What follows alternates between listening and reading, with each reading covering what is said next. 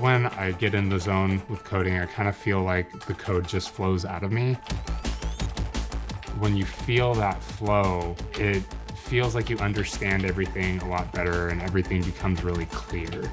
I tend to get the extra energy from that because I'm really proud of the stuff that I'm creating.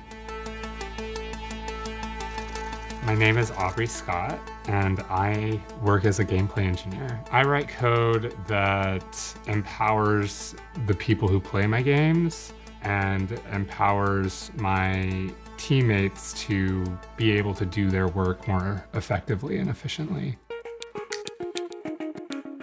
Because games are an interactive media, games have a really strong potential to change people. Because you're doing the actions, it makes it easier for you to put yourself in the shoes of that person. So they become a really great vehicle for changing the way people view the world and the way that people interact with others.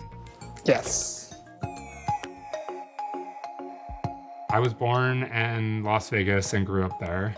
And I ran track and cross country all through middle school and high school. I spent most of my time inside because it was a desert, and so I played a lot of video games growing up, and it's part of why I want to make games that maybe I didn't have or I still don't see coming into the world, because I feel like it would have been a great way to understand that trans part of me. I didn't figure that out until I was a lot older. This is Monster Games. Since I've been here, we've worked on 4 different NASCAR games. This is one of our offices where we keep all of the wheels that we have to program for. In my job, I make games that are sports games that entertain people.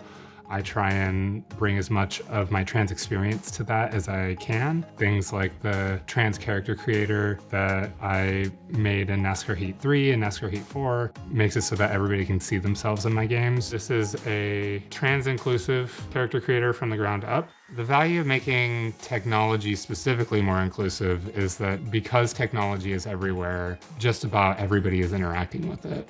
And so the more people that you have contributing to the things that go into our technology, the better your solutions are going to take care of everybody. Maybe I'll take small steps on the engine, or maybe I'll just wait until you can take bigger steps. Yeah. I really love working with other people, and I'm really lucky that I've gotten into a space where I collaborate with designers and artists and programmers.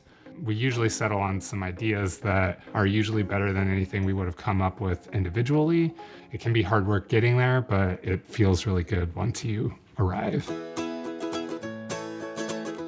I'm really interested in fiber arts because I can make things that don't exist. That's why I like coding too. It has this creativity to it that gets me really excited to figure out the next project and work on the next thing.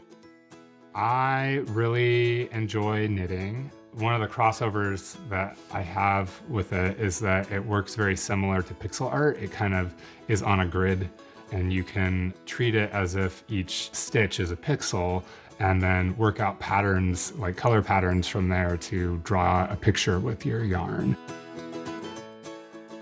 I also am a yoga instructor.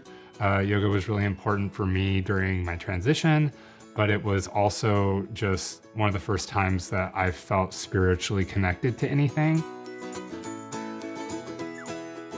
Looking ahead to the future, I hope that marginalized people continue to make what they need in the world. Everybody who feels like they're not being represented, find a way to get their voice out there and create the things, the experiences that they feel like don't exist yet.